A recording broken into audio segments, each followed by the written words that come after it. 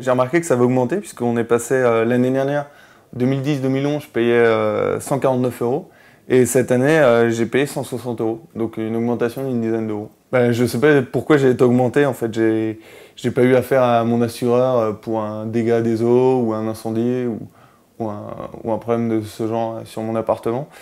Et c'est peut-être parce que quand j'ai souscrit la première année, ils m'ont dit qu'ils m'avaient fait un prix, donc là peut-être qu'ils sont en train de me remettre à niveau d'une certaine façon par rapport au prix normal.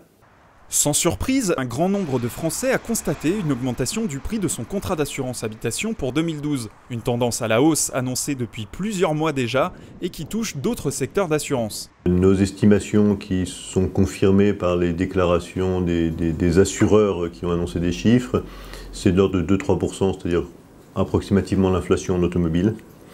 C'est plutôt de l'ordre de 4-5% en habitation, donc plus que l'inflation, clairement, et on est plutôt sur 5-6% en mutuelle santé. Il y a encore un certain nombre d'annonces nécessaires pour le 1er avril avec un certain nombre de mutuelles dont l'échéance est au 1er avril. Donc, je dirais, les hausses qui ont été annoncées, sauf drame majeur, sont très largement la tendance qu'il y aura pour 2012. Je ne pense pas que ça évoluera de façon dramatique. Mais les évolutions tarifaires ne s'orientent pas toujours à la hausse. Peut-être faites-vous partie de ceux qui ont connu des baisses sur le prix de leurs différentes assurances.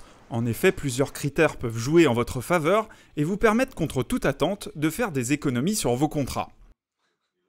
Il y a des gens qui vont avoir des évolutions, soit des stagnations, voire des baisses de prix, soit parce qu'ils n'ont pas eu d'accident, et donc quelque part, je dirais, ils ont un meilleur bonus, ils représentent un moindre risque, et donc leur prix va baisser, soit parce que, par rapport à leur profil, ils roulent dans un véhicule X ou un endroit Y, enfin on connaît les critères de tarification de l'assurance, et l'assureur considère que leur risque est un bon risque, et que donc, quelque part, ils vont leur baisser leur prix, parce que c'est un très bon risque. Donc ça marche dans les deux sens, il y a des gens qui vont avoir beaucoup plus ou beaucoup plus que la hausse annoncée, il y a des gens qui vont avoir moins ou beaucoup moins que la hausse annoncée, voire effectivement des baisses de primes.